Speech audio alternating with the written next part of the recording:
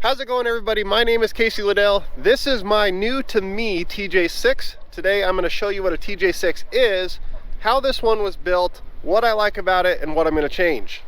And then after we do all that, we're going to install a couple new products on this thing, and I'm going to show you how to lose a sponsorship because I'm not happy with them. And even though it was sponsored to me to tell you guys how great it is, I'm still going to tell you how much I don't like it. So stay tuned to see how that goes.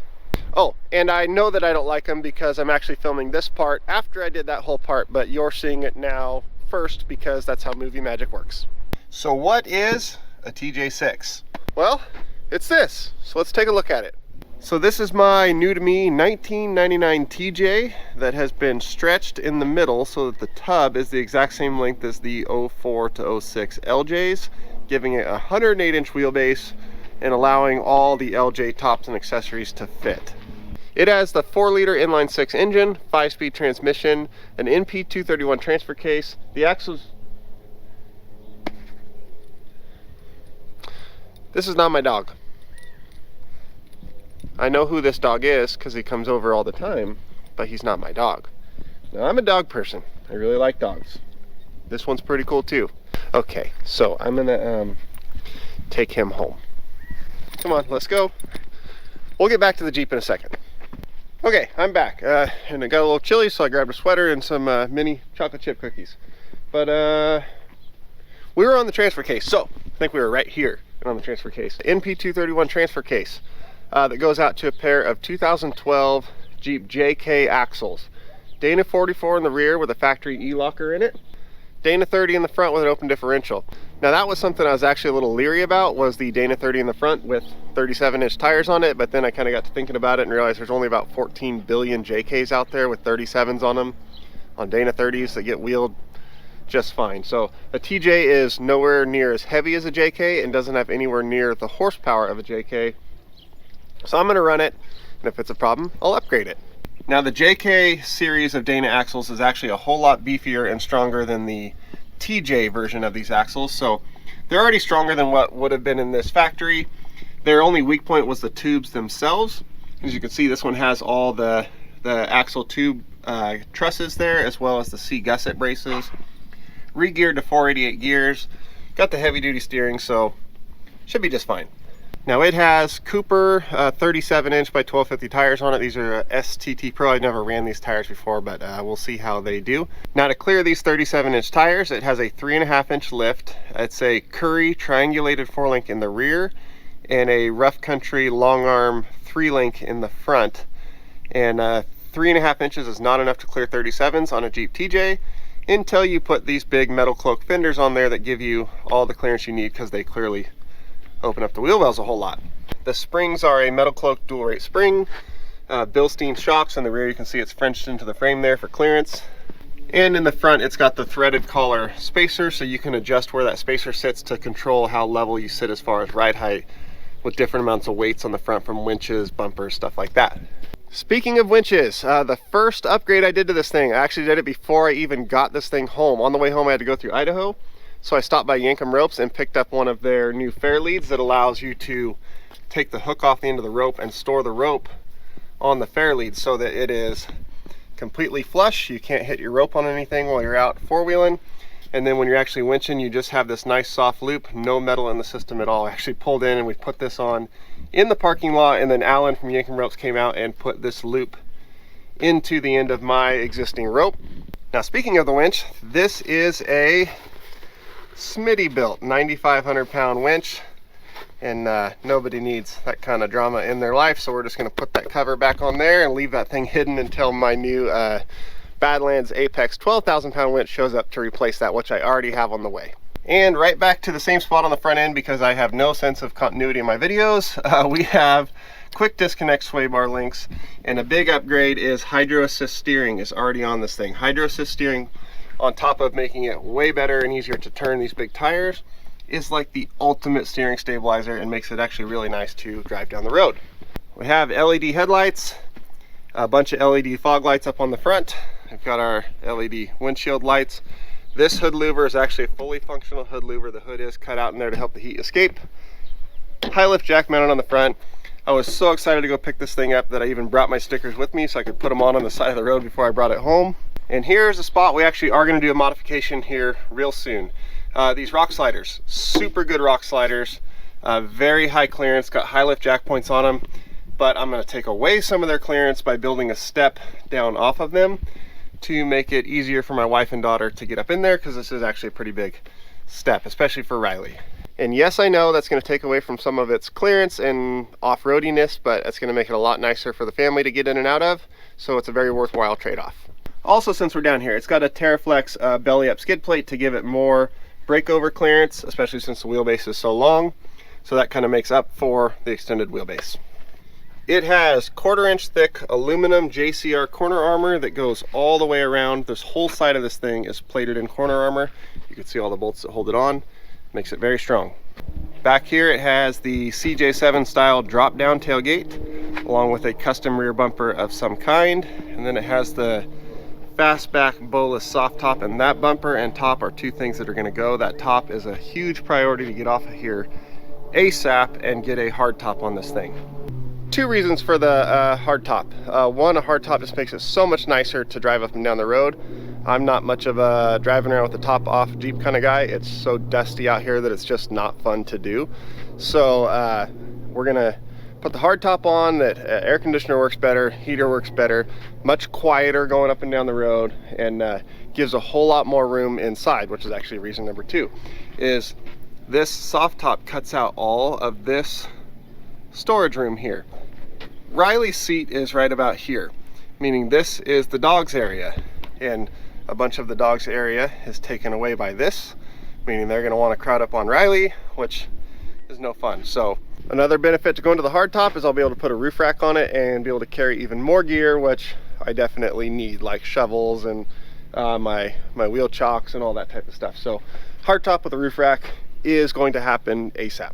Now for the inside, it's a Jeep. It's got a fancy radio with a screen. It's got a couple switches here. This is a locker switch, some other light switches, and another light switch down here that I'm not a big fan of. So second upgrade we're going to do to this Jeep, because I have it all, is I have all the aux beam switch panel as well as a whole set of aux beam rock lights that we're going to put on this thing. And so we're going to get that installed today and then check out the rock lights tonight and see how they do. Can you even see me through the camera? Is all that light behind me until we mess it up? Oh well, I'm not saying all that again. So yeah, pretty bone stock interior other than the radio. One fancy thing about this Jeep, it's got heated seats on both sides with the high and the low, so that's pretty fancy. It's got an ammo can center console, which I mean works just fine, but I'd like to put the more factory center console back in here. In the back, of course, we got Riley's car seat and your normal Jeep back seat. And the great thing about the LJs is there's an extra 4 inches, I believe, of room between these seats and that seat. And since the tub stretch was done up here, this has that same extra rear seat room as the LJs do, even though it's not actually an LJ. Other than that, it's a pretty stock Jeep interior, and that's pretty much how it's going to stay, other than today we're going to put that aux beam switch pod in here and kind of clean up the switch situation to run all our lights. Oh, also, speaking of the switch pod, I've got some backup lights coming because it doesn't have any backup lights on it. So I've also got some of the new Harbor Freight single row 6-inch backup lights. You'll see those when they get here. They're actually really nice. So we are going to install the rock lights, but I don't know if you guys can hear that mower off in the distance over there. That is Grumpy. I know a lot of you guys have missed Grumpy on the videos. I have missed Grumpy on the videos. So we are going to hop on my mower, take a drive over to Grumpy's house, see what he's up to, and tell you guys where he's been.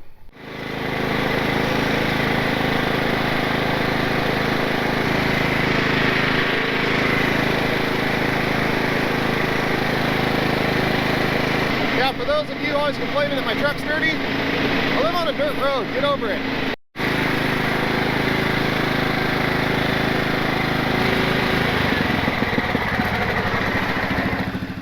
So, you've all been asking where Grumpy is? Right here. He's right here. There he is. Now, where have you been? Because you've been very much missed in the videos. I get comments about it all the time. Well, I had a knee problem, and so they put a new knee in, and I'm rehabilitating my knee. And they're telling me it's going to take a year, and I didn't believe them, but now I do. So it's been a little tough for him to climb in and out of Jeeps and walk around in the snow and stuff like that. So that's Even why he walk. hasn't. Yeah, that's why he hasn't been in the videos. So. And is that why you're on your little tractor instead of your big one now? Yeah. Well, no, the big one's easier to drive, but I don't have a mower. Oh, okay. Yeah. So his yard's been getting kind of overgrown out here, which normally never happens, and I've been threatening to come over here and mow it, and he said no, no, no, and then I hear your mower running this morning. Well, so okay, this is my second time through. I brought my mower over, and yeah, let's mow some grass. Okay. I'm gonna go get a shirt on now. I hear there's these really good shirts made by a company called Cascade Heavy Rescue. Good Right. sweaters will keep you nice and warm. I'm gonna go get that one. Yeah. Do you have the I never said I was good at this one? No, you gotta get that. I got the early one. Karina brought me the earlier one. All right, well, Grumpy's gonna go get a sweater, hopefully a Cascade Heavy Rescue sweater. Of course. Even though I'm not wearing one. And then well, yeah, you do here. You got yeah, it's under there. And then we're gonna mow some grass. All right. What's the matter? You need a tow truck? Yeah. I'm pushing this battery as far as I can.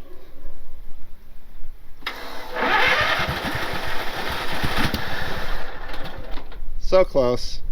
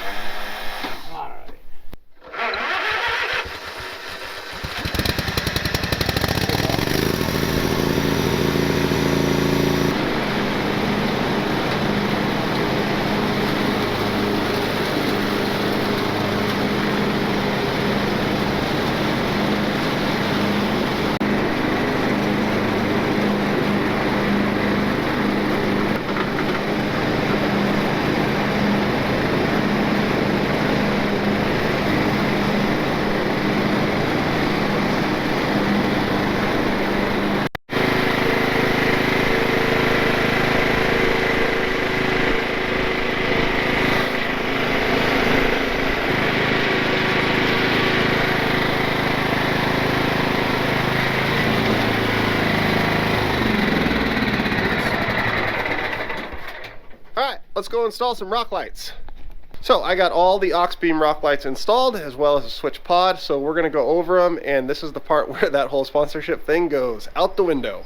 We're in the Jeep now, and I don't know why I told you that because you can clearly see that on your own, but I have the aux beam 8-gang switch pod installed right here at the base of my shifter, and I have been running these aux beam switch pods in all my trucks since long before I ever had a YouTube channel or they were wanting to send them to me for free. I've never had a problem with one. They work great. Highly recommend them. So this one is a little different than the ones I've had before because this one can be controlled by an app on your phone. So that green color was the only option you ever had, but you can be red, blue, you can blend the colors into white, do whatever you want. So that's kind of cool right there. All good there. I've run these switch pods for a very long time. Always been happy with them. But now let's get to where the problem comes in. And that problem comes in when you press this button right here. It says rock lights. Okay, so that turns on the rock lights. Let's go out and talk about the rock lights. Here are the rock lights. I got them in front and back of each tire. And the cool thing is they come with this remote, so I can change the color to whatever I want. I can make them fade from one to another. I got all these options. I can make them dance to music or whatever other weird thing you want to do. They can even flash and strobe and all that other stuff. So that seems all great and all. And they even have an app where you can do all that stuff from your phone as well, just like this switch pod, which I'll probably never do. But the problem came when it was time to install these. The switch pod came in this nice box. Nice box, looks professional, had good instructions inside, everything labeled and in its own separate bags. The rock light kit, however, just came in a cardboard box with everything thrown in like a Ziploc bag inside. All the hardware, the self-tapping screws, the wiring, the lights, just like shoved in a plastic bag. There is no way This and this came from the same company. Now, speaking of wires, the wiring for this kit is a mess. I mean, it is a joke at best. The wiring harness, I don't know if you can call it that, there's no way it fits any vehicle out there. This is not an extra long vehicle. It's long for a TJ, but it's not long for a Jeep. All the 4-doors are longer than this. And there is not enough wire to reach all 4 corners, no matter which different configuration you try to set it up in. But yet each individual light has a lead on it that's too long, so some of them you end up with a whole bunch of wire all bunched together. Others you don't have enough wire to reach. So I end up cutting apart the leads on some of the lights to extend the leads on the others. Been screwing with this stupid thing all day, and I finally got it to work. But as you can see, even their controller here that's supposed to control them, it's not good. So I cut all that off of there, wired it up myself. They're working, they do all their functions. It is not good. There's not a single instruction came with these things.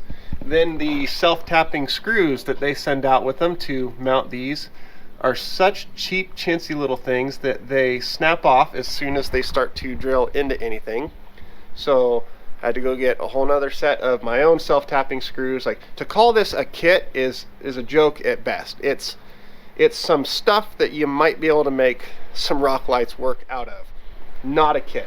Now the problem is, they sent all this stuff out to me for free to install and use and show you guys and say good things about, and I can't do that last part.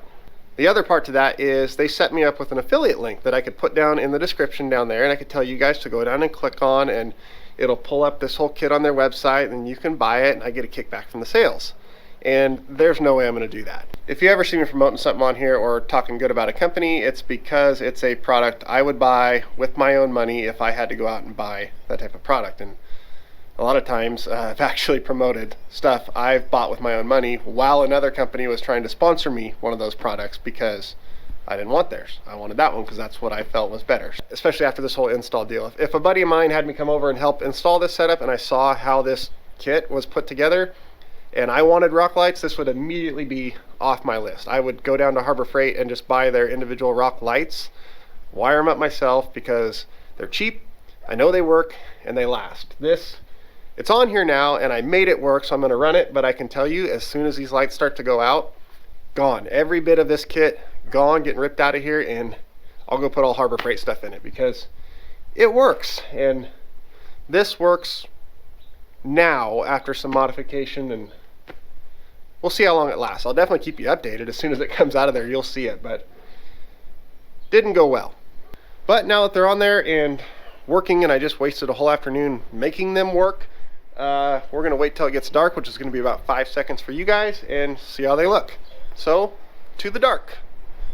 Okay, so they are not super bright. That is all 8 lights on the brightest white setting, and it's fairly underwhelming. But they can go red, so like that's super cool, and green, and all these other colors, like a ton of colors. Seems like everything except bright. That is the brightest white they get. They will like do that for no reason, and that, and change from color to color. But if you want to just be able to see really good, no. Well, here's from the back, and they're not that bright, and that is with 8 lights. That's 8 of them, and you can see they are put wide open with nothing blocking them. Like, they're not put in a bad spot. They've got every opportunity to make light, but they just don't. So these might end up getting replaced by the Harbor Freight rock lights real quick, because that's not that great. Alright, well, I'm in the driver's seat now, and they are on their brightest white setting, and all that bright up there is the fog lights, not the rock lights. So I mean, you can see the tires, but Not like super impressive or anything. I mean, I guess if you want to be cool, you can do that and do that for some reason or another, but either way, you still gonna run into the rocks. So it's late and I stayed up just to film this, so I'm gonna go to bed.